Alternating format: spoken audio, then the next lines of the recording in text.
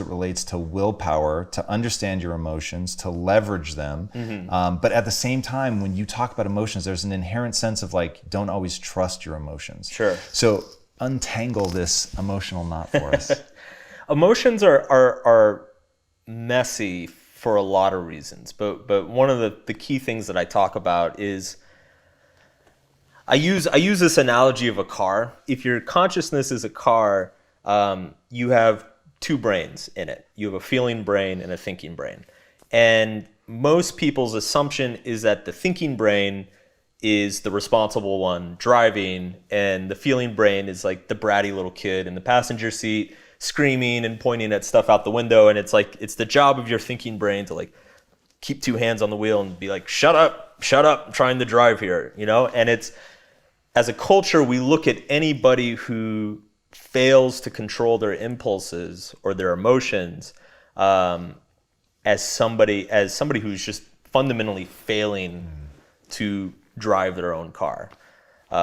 We see it as a failure of willpower and discipline. But the truth is, if you dig into all the psychological literature, it's the feeling brain is actually driving the car, and he's a little bit crazy. He's like, I compare him to like an angry boyfriend who refuses to stop for directions. Like he just wants to go wherever he wants to go, and he's not going to listen to anything. And the thinking brain is actually in the passenger seat. Like our conscious mind is a passenger in our own behavior who has deluded himself into thinking that he's driving, even though he's not. And what I talk about is that the power of the thinking brain is that we get to draw the map. The thinking brain gets to decide what the lay of the land is. So even though we don't totally have control over what's pushing us forward, our actions, our emotions, all those things, we do have control over the meaning and the interpretation of those actions and emotions. And so what I talk about is that to develop a real sense of control in your life, to feel a sense of self-discipline, it's not about beating your emotions into submission, because that just causes greater neuroticism and compulsion.